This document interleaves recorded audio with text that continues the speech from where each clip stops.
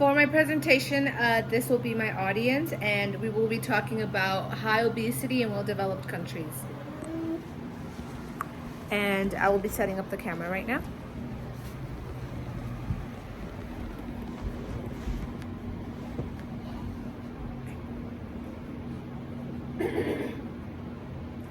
The topic that I will be talking about is rise in obesity in well-developed countries.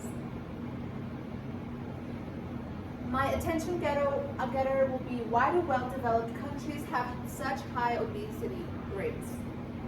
The credibility that I would use three resource papers that came directly from the community college library. I chose to use this library because it was the most reliable place that I could find resourceful and credible information from, and I didn't have to be looking around to see if what was being said was a lie or the truth. I will be using Childhood Obesity in America by Laura Dawes, Obesity in America, A Market Failure by Thomas Hemphill, and Obesity in America by Charles Renfield. The preview that we will be having for this slideshow will be the exploration of government, social, and health factors behind obesity and ourselves. For my main point one, I chose to get this from the source, Obesity in America, A Market Failure by Hemphill. The main idea is that obesity is affected by government intervention and not by us, society itself. Self-regulation and social activism. Key evidence that we have would be that market failure is due to the food industry, not the public interest conflict. Tax subsidies could reduce obesity by having a higher tax on unhealthy food and a lower cost of healthy foods that could misconduct what people would choose to eat, whether to eat it or not to eat it. Something that was provided from this source was that it is impossible for RIC to help correct market failure leading to obesity is ineffective given the conflict interests of the food industry and society. In the text, it states that social activists like the public health community have not succeeded in launching a civil movement to fight obesity.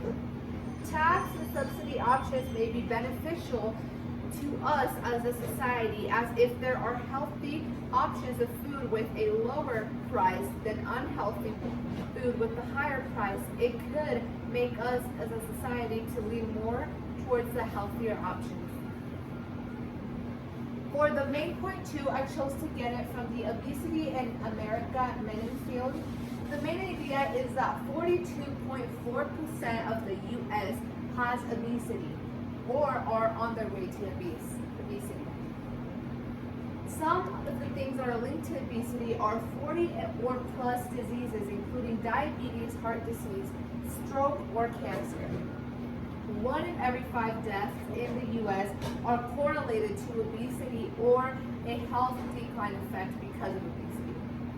Some of those demographics are 49% are non-Hispanic, 44% are Hispanic, and around 17% are Asian. And these are all of the health risks that could be involved: heart disease, stroke, joint and bone problem, type 2 diabetes, sleep apnea, and more.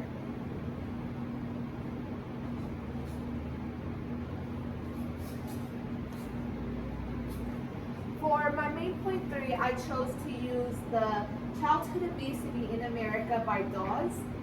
This main idea is that society normalizes obesity, but medical evidence shows the health risks that it could actually involve.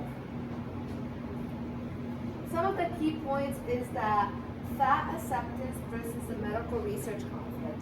This is what this specific type of article was talking about, and they talked about how weight doesn't necessarily equal health.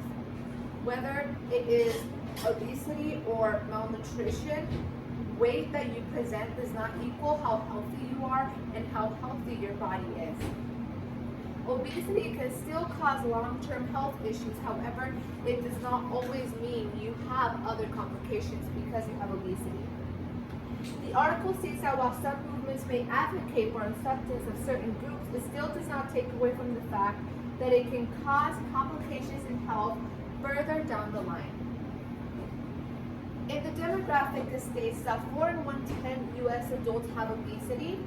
19% of children and adolescents fight obesity, and 28 states have significantly increased in obesity rates since 2018.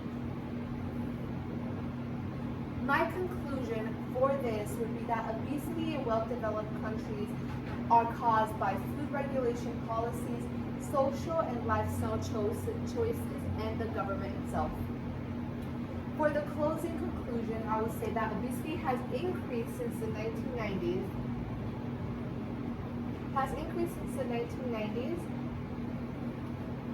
And it just keeps increasing until today.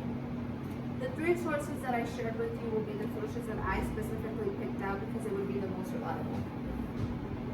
And for the references, it is all three of them from the Community College Library, and all three of them share their evidence, facts, and statistics as to why some countries like America might have higher obesity rates than others. Thank you.